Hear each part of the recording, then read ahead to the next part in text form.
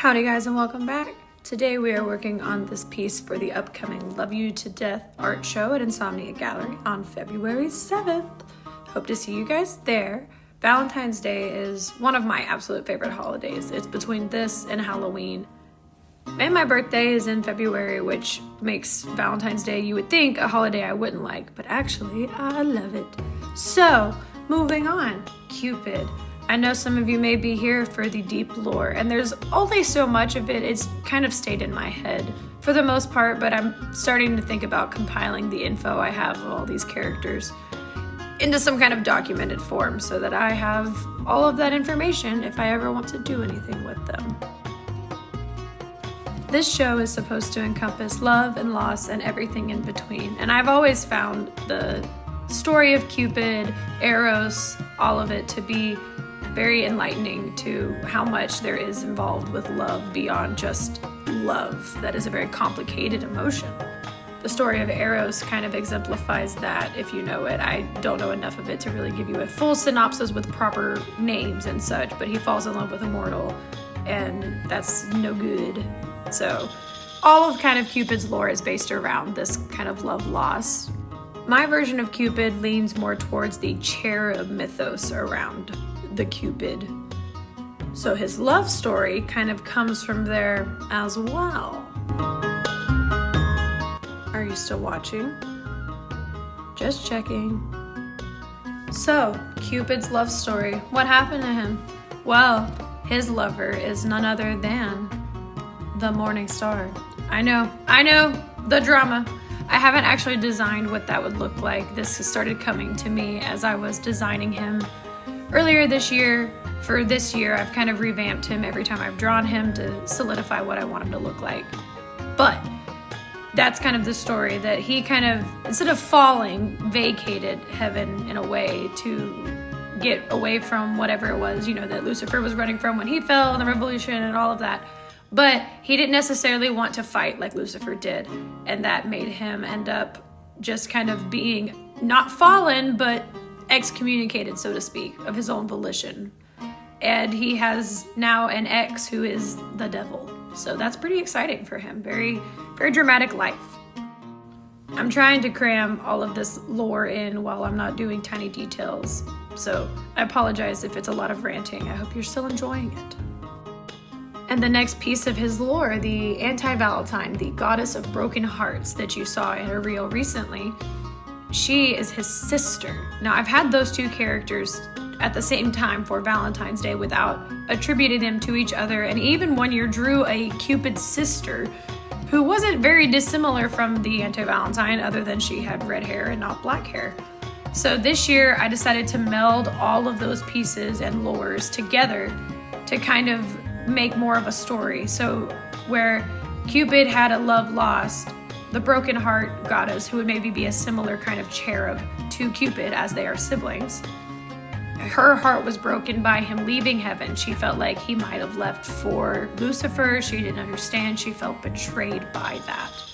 And that is what caused her to fall, to go dark in a way, in her aesthetics, because as Cupid didn't actually fall, she did, because of the negative emotions that she had in regards to her brother's betrayal.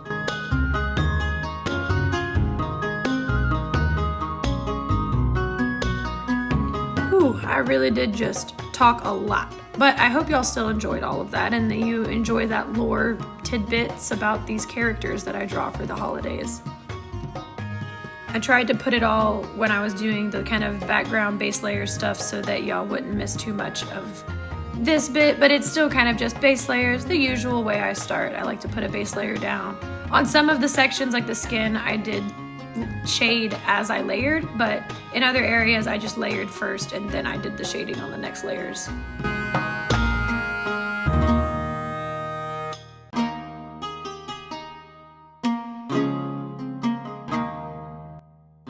I used a wash sort of method here on the wings to not take away from the brightness of the pinks, but still give them a little bit of depth,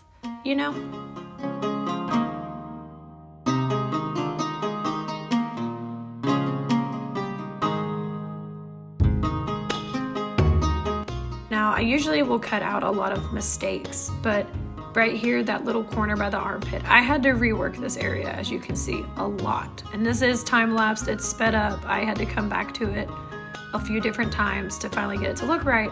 And I wanted to leave that in because sometimes in these time-lapse videos, it looks like, oh wow, it's just easy, you do it in one pass. But there's layers that aren't filmed. There's mistakes that you cut out and you fix. And it's, you know, the nature of it to condense the video. But I wanted to leave it in, just the realism of it takes this much time and it is this way. We're not all perfect, and don't let the social media scams lie to you and make you think that anyone is.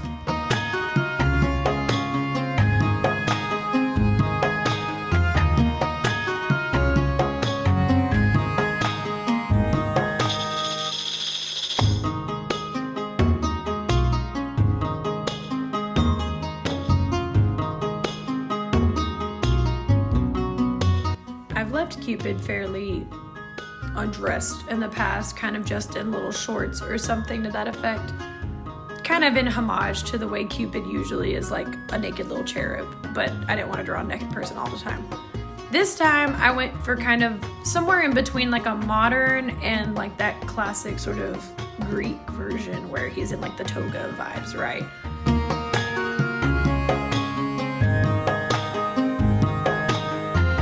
Here I'm laying down a base layer of white around all the gold bits that I overlapped with other colors like those reds and pinks, so that I could add the gold bits without the hues being affected, because yellows are, you know, a little bit transparent.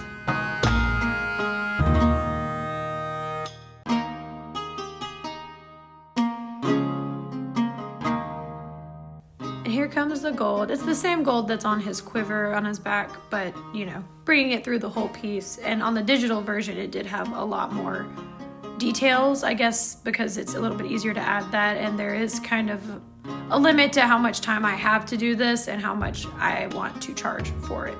So details get kind of taken away, but that's what the print version is for.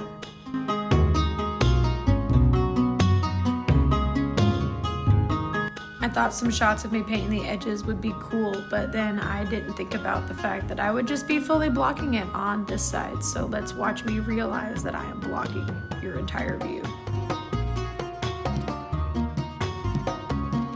What an incredible recovery. I didn't even know what to do. Anyway, the rest of those edges.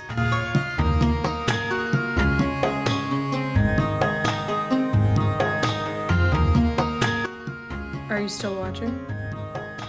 Just checking.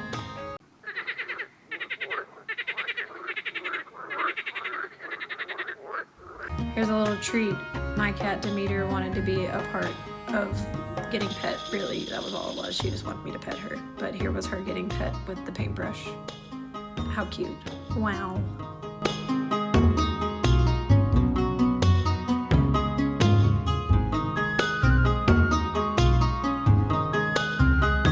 I zoomed in really close so that you can see that he has heart pupils, and if you didn't notice, he also has heart freckles, which are one of my favorite details about him, is his little heart freckles. And if you go back to the Goddess of Broken Hearts, the 3 versions of her have different heart pupils. So go check that out.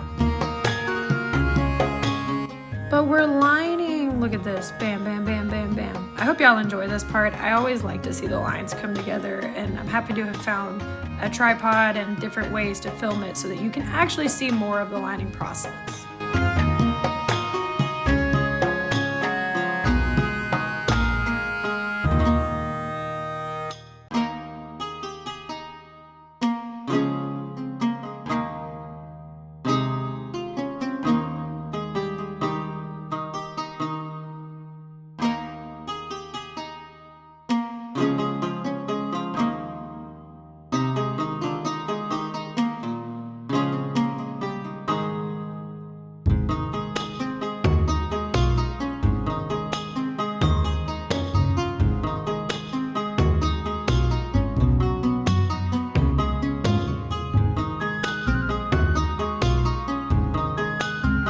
Now adding some little white highlights, of course.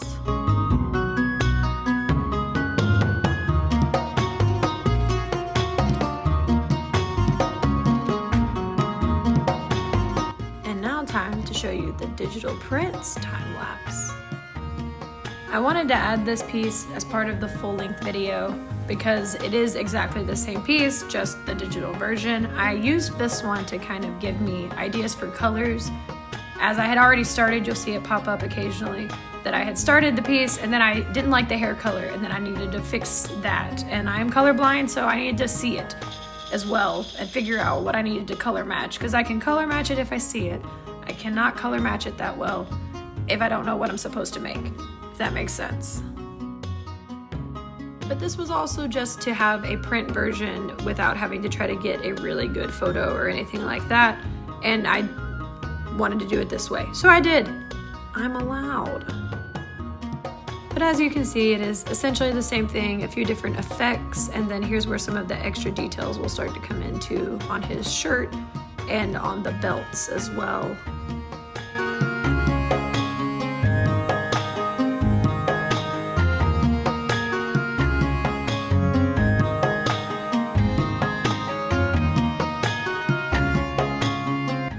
Adding his freckles on the digital and beginning the shading on his hair. As you can see, like, I use the same techniques. I'm actually pretty glad that my digital is starting to match my traditional so well, because there was a while where the styles were just very different.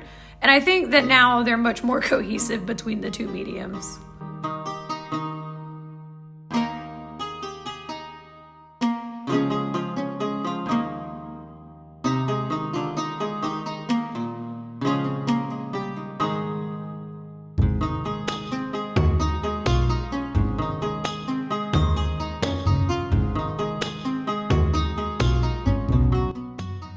Now it's time for glamour shots.